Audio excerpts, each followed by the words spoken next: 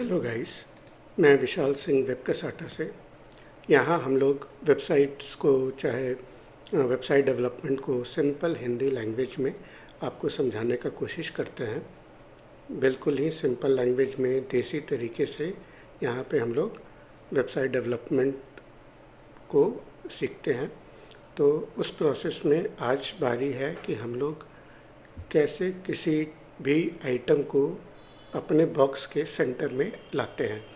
तो 5 तरीके हैं जिससे हम लोग किसी भी एलिमेंट को अपने पेरेंट एलिमेंट के बिल्कुल मिडल में ला सकते हैं।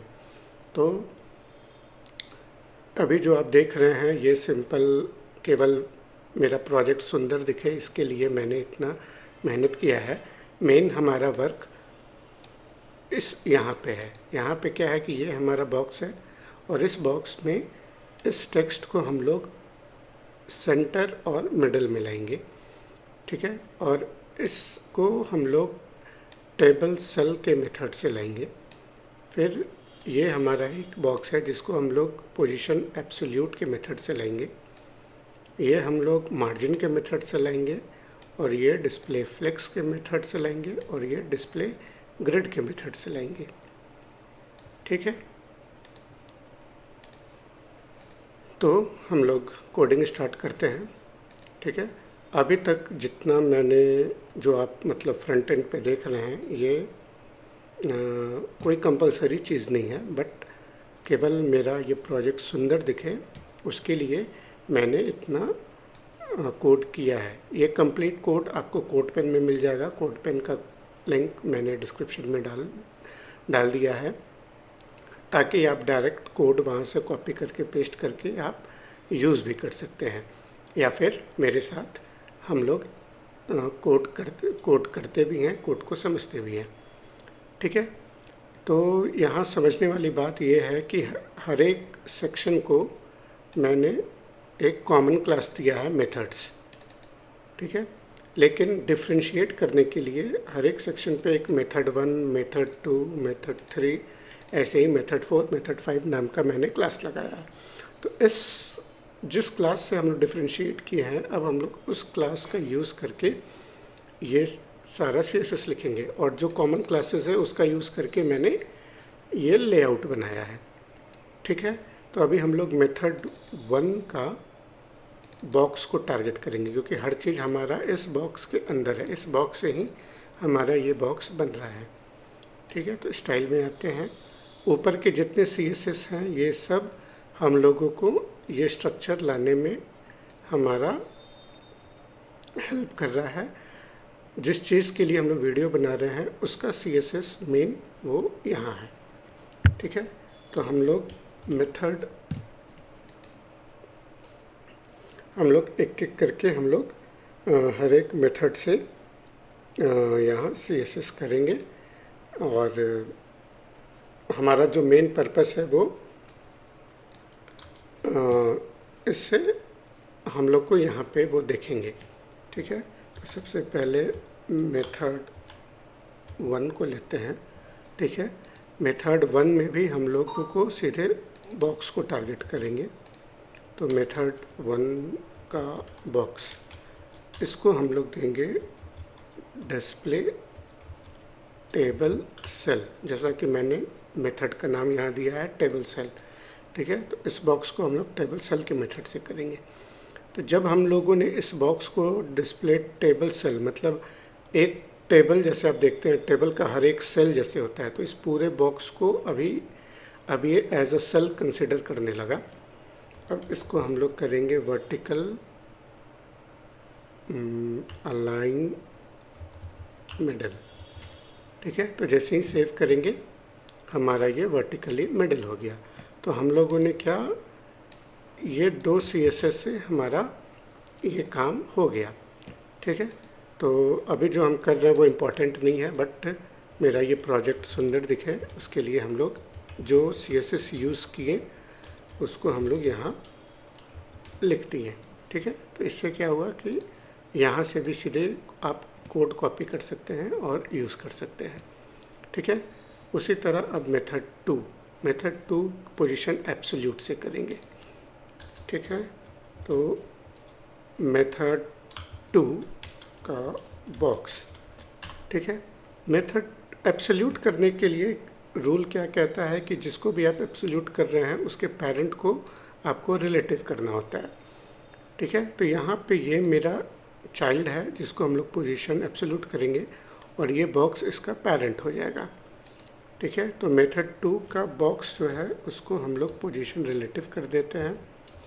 अब लिखते हैं मेथड 2 के बॉक्स का p। अब p को टारगेट करेंगे, उसको कर देंगे पोजीशन एब्सोल्यूट, टॉप से 50%। ठीक है, टॉप से 50% किया तो 50% तो आ गया,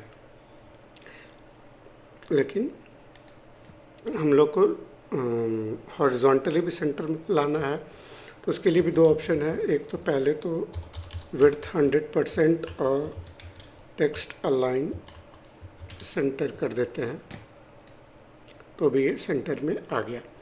और दूसरा मेथड क्या है, अभी सेंटर में आया तो अभी क्या हो रहा है कि ये p देखिए, जितना बड़ा बॉक्स होगा वो उतना पूरा जगह ले रहा है।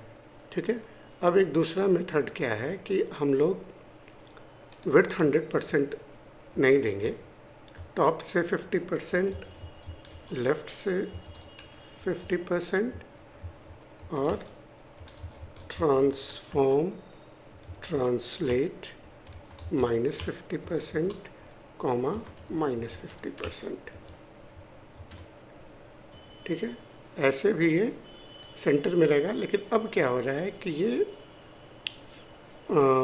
फुल विड्थ नहीं है, इसलिए ये देखिए अब ये जितना मैक्सिमम ये जगह ले सकता है उतने जगह में ये आ गया। ठीक है, तो इस प्रोसेस में भी अगर हम लोग यहाँ विड्थ 100% लिख देंगे तो भी वो पहले की तरह हो जाएगा। तो यूज़ केस पे डिपेंड करता है। ठीक है, आपको ज़रूरत है लेफ़्ट से भी 50% करने की तो कीजिए, नहीं तो फिर मतलब जनरली अगर टेक्स्ट होता है तो फिर हम लोग वो नहीं भी लिखते हैं तो काम हो जाता है। लेकिन जब इमेज वगैरह रहता है तब हम लोग टॉप, लेफ़्ट और ट्रांसफॉर्म ऐसे लिखते हैं। ठीक है,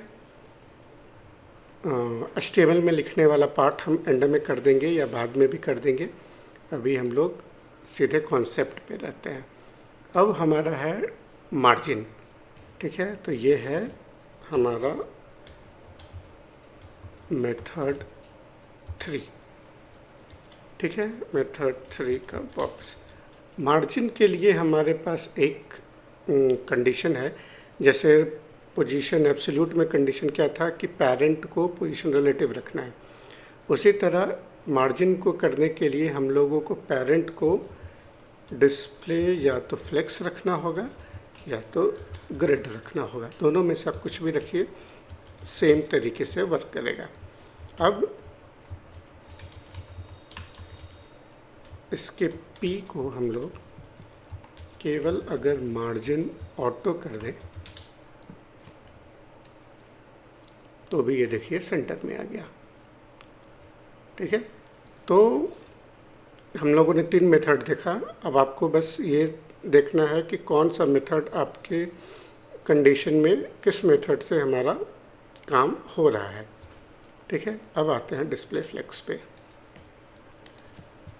ठीक है, ये मॉडर्न लेआउट है मैक्सिमम और जनरली अब नए प्रोजेक्ट्स में इसी का यूज़ होता है, बट स्टिल और भी वेज, सारे वेज जानने चाहिए इस सेंटर करने के लिए। तो इसमें अगर हम लोग केवल लिखेंगे display flex and align item center, ठीक है, केवल अगर इतना लिखते हैं तो वो अलाइन आइटम सेंटर तो हो गया। अब इसको लिख देंगे जस्टिफाई कंटेंट सेंटर। ठीक है, तो ये डिस्प्ले फ्लेक्स से भी सेंटर में आ गया। तो डिस्प्ले फ्लेक्स का फ़ायदा क्या हुआ कि हम लोग पेरेंट से ही चाइल्ड को सेंटर में ला दिए। चाइल्ड के लिए हम लोग कोई अलग से CSS नहीं लिखे, जो हम लोगों ने मार्जिन में लिखना पड़ा हमें, और पोजीशन एब्सोल्यूट और रिलेटिव में भी लिखना पड़ा। टेबल सेल में नहीं लिखना पड़ा, बट टेबल सेल जो है ना ये रिस्पॉन्सिव में फेल हो जाता है, ठीक है ना। जब हमारा बॉक्स को एडजस्ट करना होता है मोबाइल डिवाइसेस पे, तब वहाँ ये फेल हो जाता है, इसलिए इसका यूज़ ऐसे भी अब नहीं होता है, ठीक है। उसी तरह अब हमारे पास लास्ट है डिस्प्ले ग्रिड, ठीक है। तो डिस्प्ले ग्रिड में भी सेम वैसे ही मेथड 5, और इसमें पेरेंट को डिस्प्ले ग्रिड कर देंगे, और same align item centre and justify content centre, ठीक है। ये इस मेथड से भी सेंटर में आ गया। लेकिन ग्रिड में एक और कन्वीनियंस क्या है कि ये दोनों लाइन ऑफ CSS के बदले हम लोग एक लिख सकते हैं, प्लेस कंटेंट या प्लेस आइटम, दोनों में से आप कुछ भी यूज़ कर सकते हैं, सेंटर, ठीक है। तो वो 2 लाइन ऑफ CSS का ये एक शॉर्ट हैंड है, ठीक है। तो सबसे बेस्ट तरीका क्या हुआ, डिस्प्ले ग्रिड, ये केवल 2 लाइन से हमारा चाइल्ड को सेंटर में ला देता है। फ्लेक्स 3 लाइन से लाता है। मार्जिन जो है उसको पेरेंट को भी क्लास देना, पेरेंट को भी CSS लिखना होता है, फिर चाइल्ड को भी CSS लिखना होता है। और पोजीशन एब्सोल्यूट और रिलेटिव ये सबसे बड़ा है, मतलब नंबर ऑफ लाइन सबसे ज़्यादा इसमें है, लेकिन इसका भी यूज़ केस बहुत ज़्यादा है, पोजीशन एब्सोल्यूट और रिलेटिव का, ठीक है ना। क्योंकि पोजीशन एब्सोल्यूट क्या करता है कि ये, अब हम पोजीशन एब्सोल्यूट में आते हैं। पोजीशन एब्सोल्यूट जो है वो हम लोगों को बहुत ऑप्शंस दे देता है। जैसे कि मान लीजिए कि हम लोगों को एग्जैक्ट सेंटर में नहीं करना है, हम लोग को टॉप से 40% पे ही रखना है, ठीक है। तो ये हम लोगों को बहुत ऑप्शन देता है। जैसे ये टॉप से अभी ये 40% ही है, शायद 20 करके देखते हैं।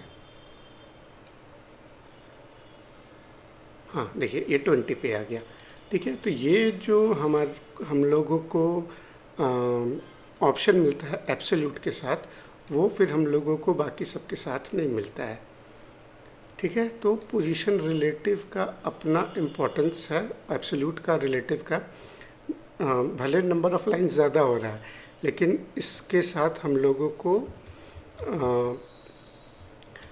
अपने चाइल्ड को कहीं भी सेट करने का हम लोगों को ऑप्शन मिलता है।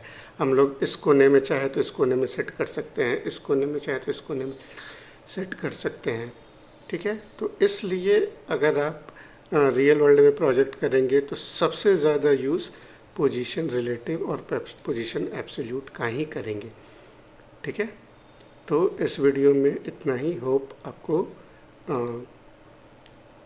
अब आप कोई प्रोजेक्ट कर रहे हैं, उसमें आपको कोई सेक्शन को सेंटर में लाना होगा तो आपको दिक्कत नहीं होगा। ये 5 तरीकेज़ हैं, इसी 5 तरीके में से कोई भी तरीका आपके प्रोजेक्ट में कोई ना कोई जगह अप्लाई ज़रूर हो, ठीक है। तो हम ये वैल्यूज़ भी फिल कर दिए हैं,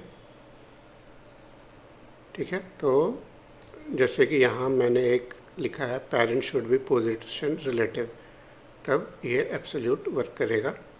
फिर उसी तरह parent should be display flex और ग्रिड, तब मार्जिन ऑटो वर्क करेगा। और ये नॉर्मल डिस्प्ले फ्लेक्स और ये डिस्प्ले ग्रिड, ठीक है। तो इन 5 मेथड से आप भी अपने प्रोजेक्ट में किसी भी एलिमेंट को सेंटर में कर सकते हैं। होप ये वीडियो आपको समझ में आया होगा और मैं अच्छे से समझाया होगा। Thank you very much. Video को लाइक कीजिए, सब्सक्राइब कीजिए, अपने फ्रेंड्स लोग के साथ शेयर कीजिए जो लोग नया HTML सीख रहे हैं। Thank you very much.